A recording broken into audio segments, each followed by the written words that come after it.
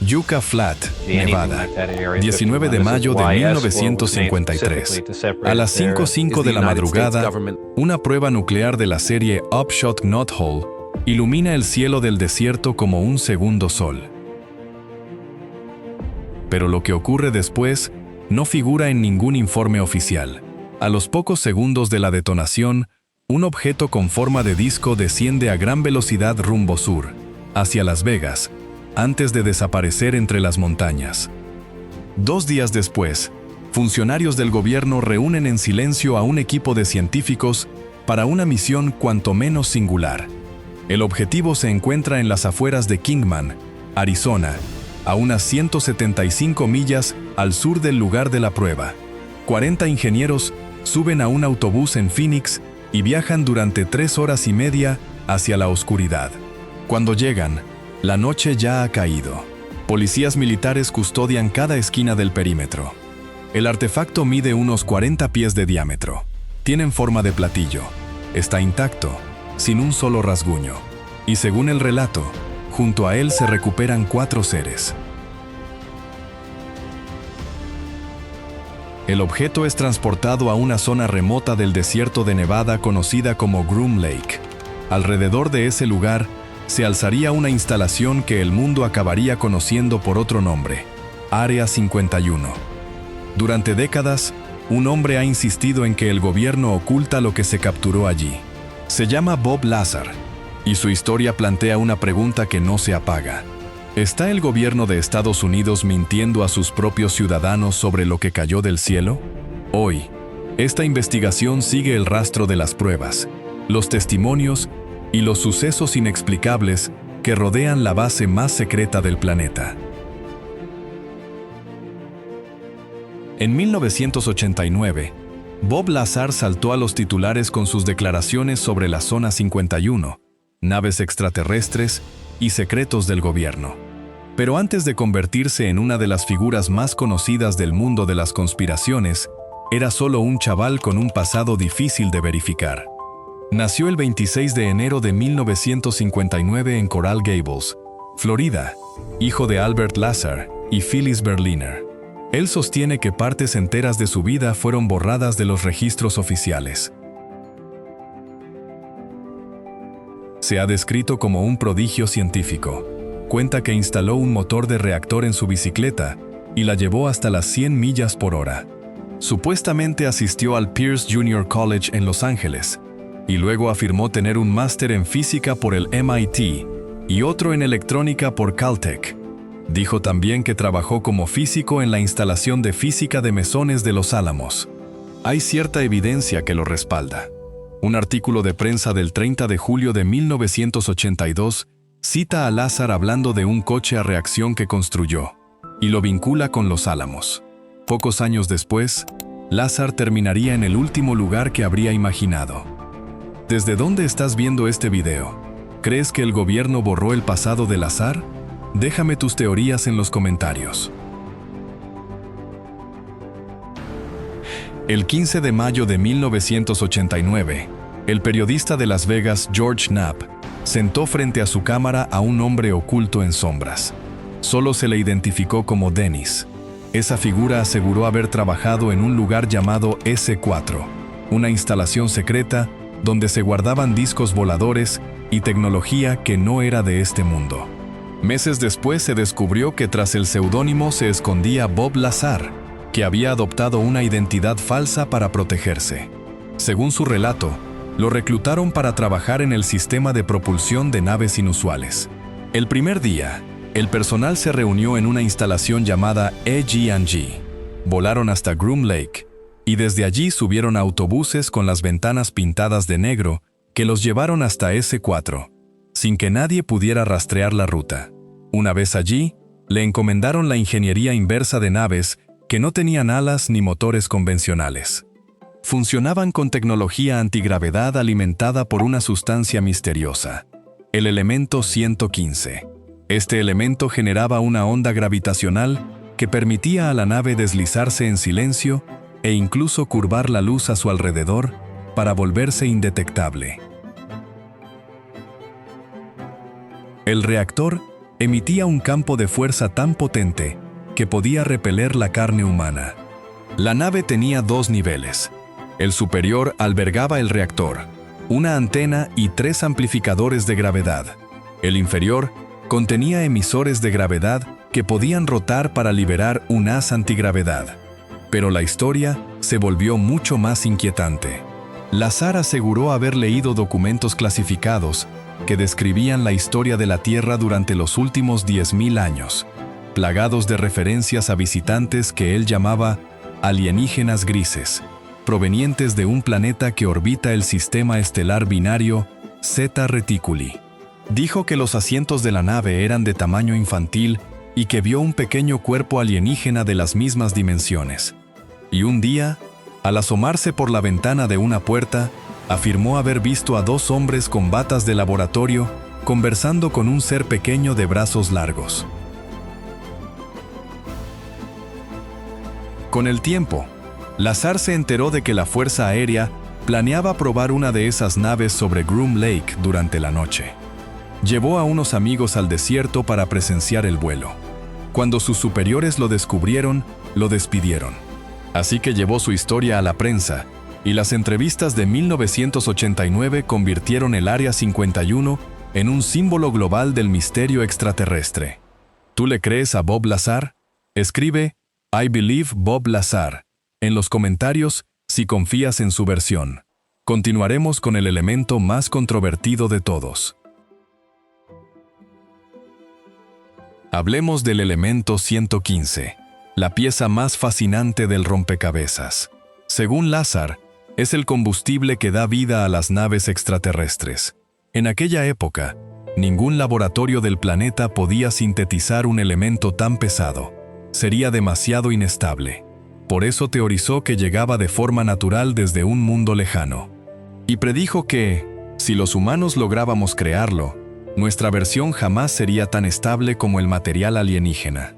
Lo que parecía ciencia ficción dio un giro inesperado. Años después, la ciencia confirmó que el elemento 115 podía fabricarse. En 2013, científicos rusos del laboratorio Flerov lograron un hito. Bajo el liderazgo del físico nuclear Yuri Oganessian, estrellaron partículas en un acelerador hasta forjar un elemento superpesado. Sobrevivió una fracción de segundo y lo bautizaron como Moscovium.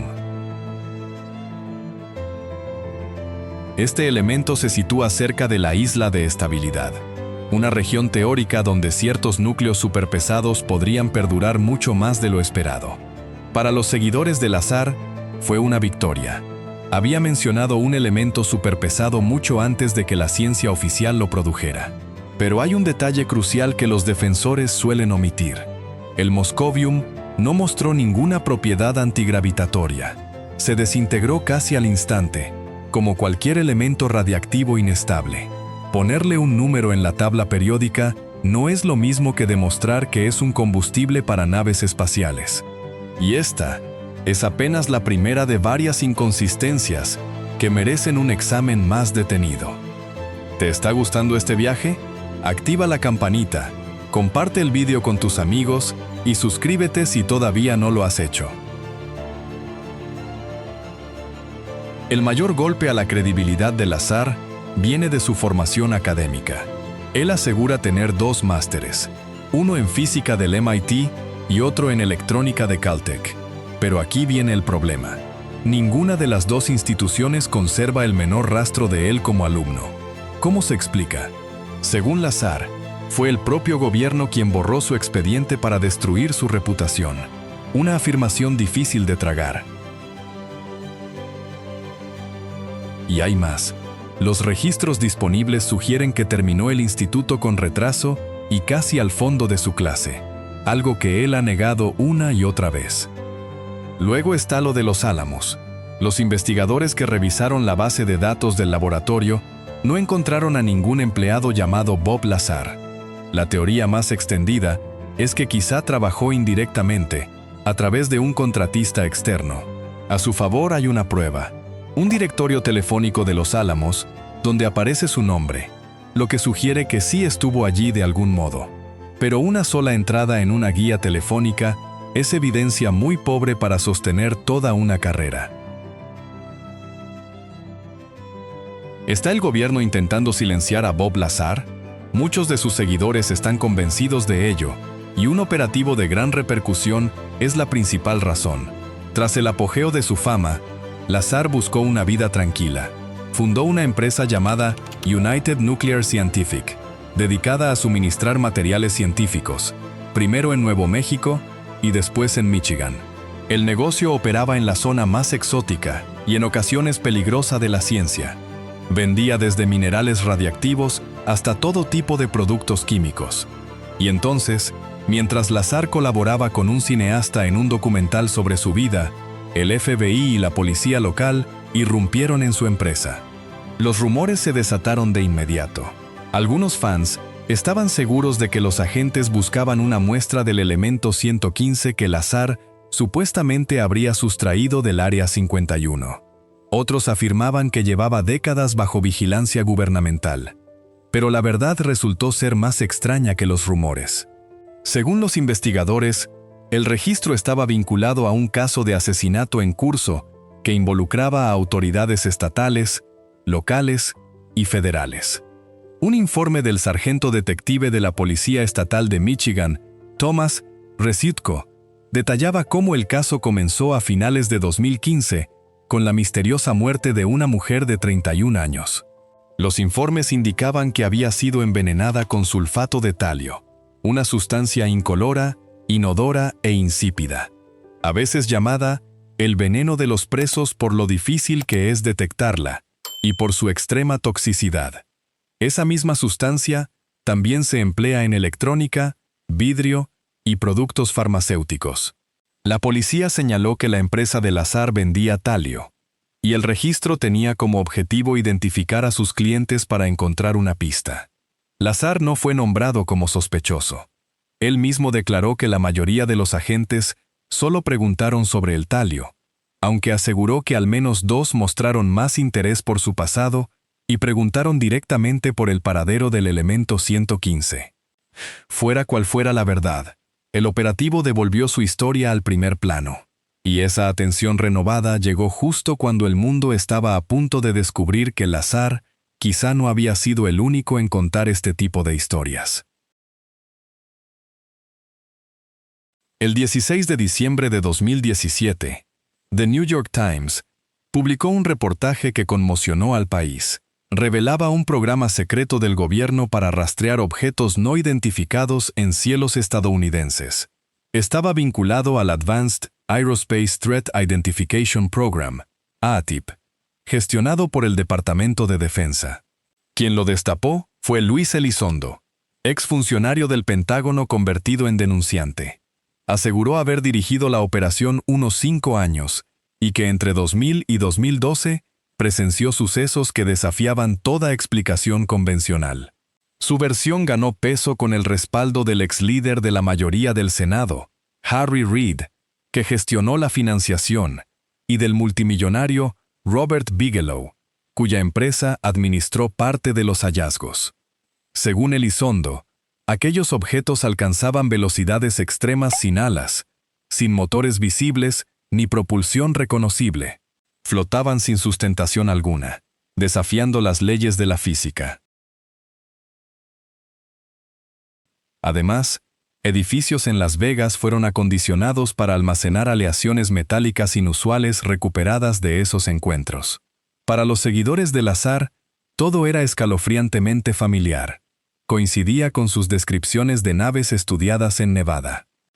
¿El programa OVNI secreto del Pentágono te ha hecho cambiar de opinión sobre Área 51? Cuéntamelo en comentarios. Y prepárate. El testimonio más detallado viene de un piloto naval condecorado que vio uno de estos objetos en persona. 14 de noviembre de 2004. El comandante David Fravor, oficial de la Marina condecorado, despega desde un portaaviones frente a la costa de California, a unas 100 millas al sureste de San Diego. Pero lo que lo espera ese día no es una misión rutinaria. El crucero USS Princeton lleva días detectando algo inexplicable en sus radares más avanzados. Objetos que caen desde altitudes extremas hasta apenas 50 pies sobre la superficie del mar, en cuestión de segundos. Ningún avión conocido puede hacer algo así. Y cuando Fravor llega a la zona, la tripulación le ordena investigar. Lo primero que ve no es el objeto, sino el agua. Una agitación enorme, turbulenta, del tamaño de un Boeing 747, destacando en un océano por lo demás en calma.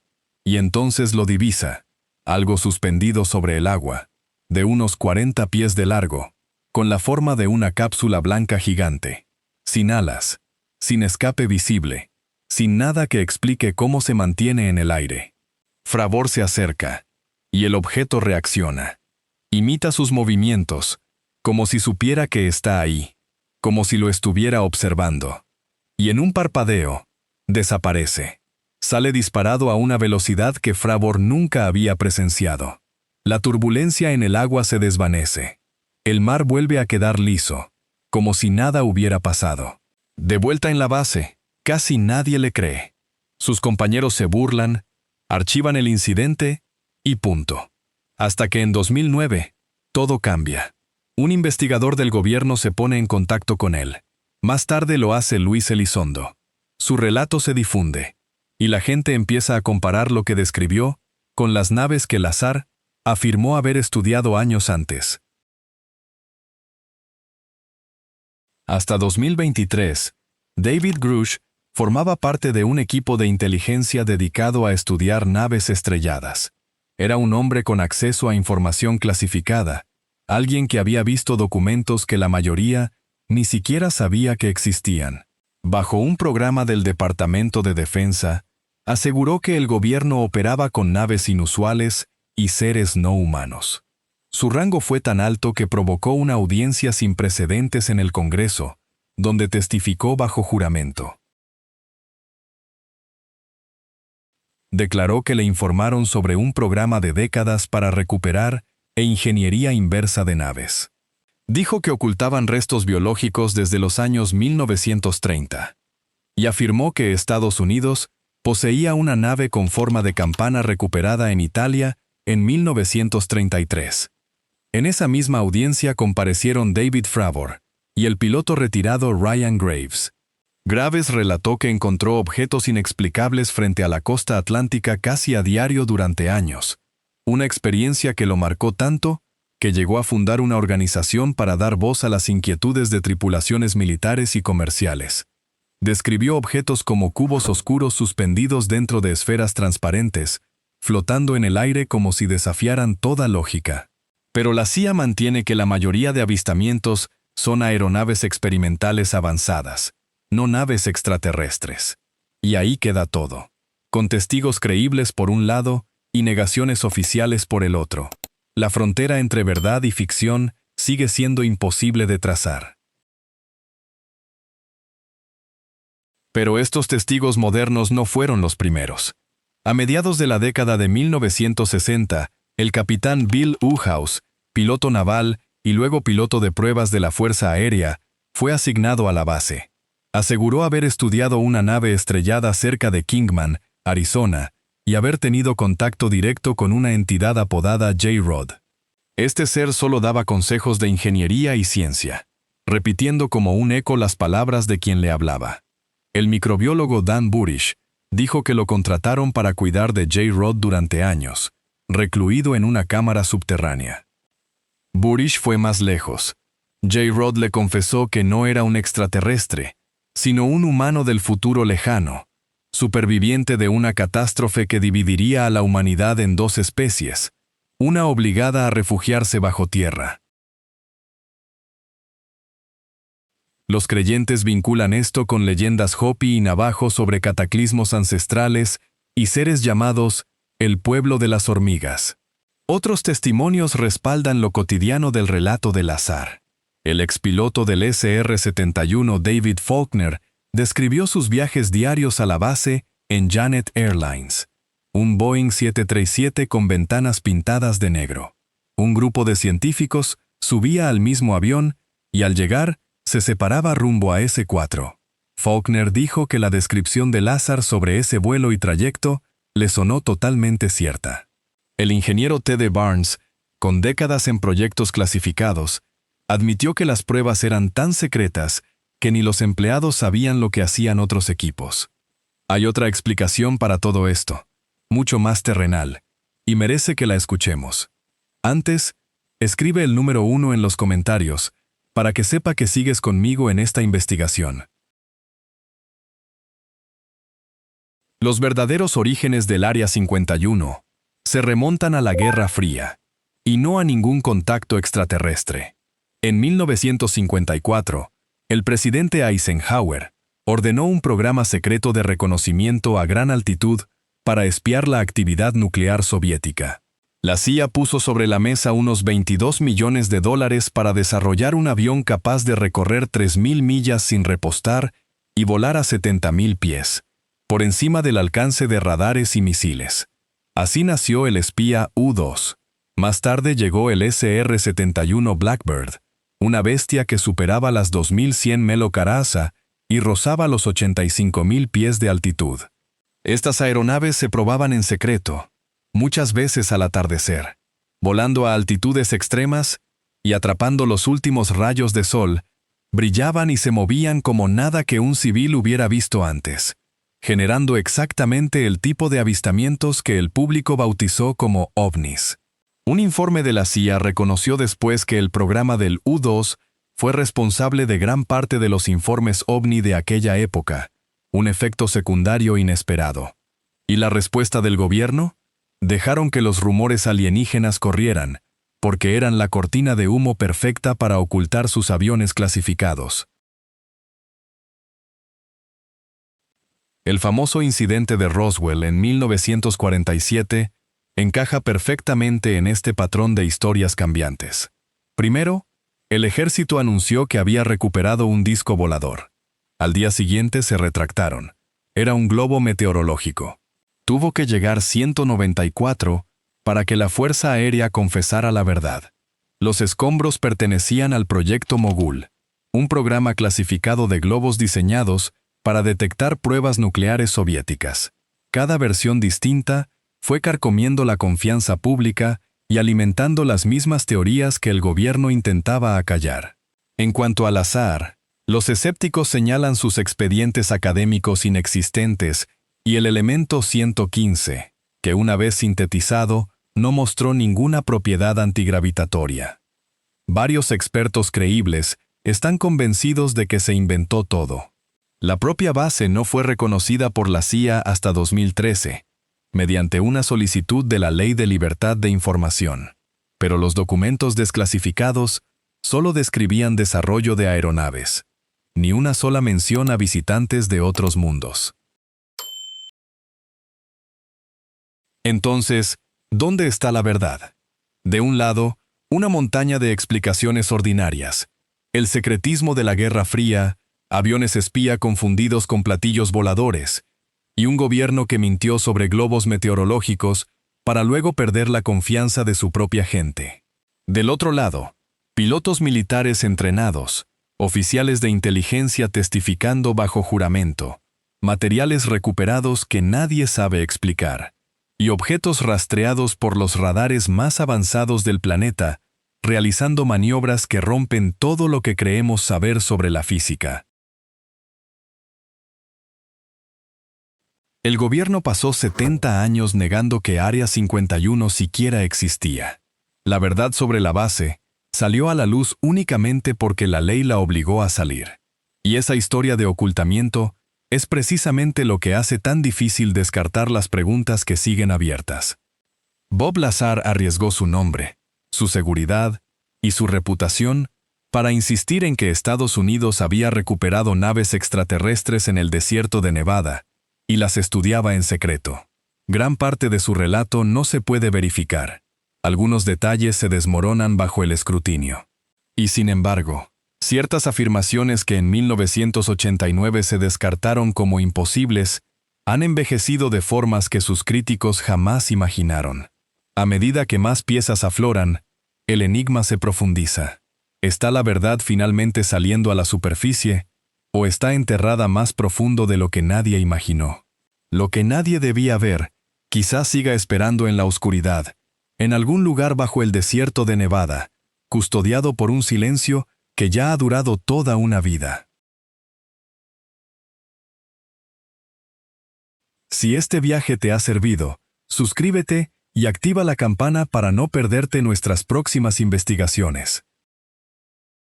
Gracias por estar con nosotros. Deja un comentario, dale me gusta para mostrar tu apoyo y recuerda suscribirte para más videos emocionantes. Nos vemos la próxima vez.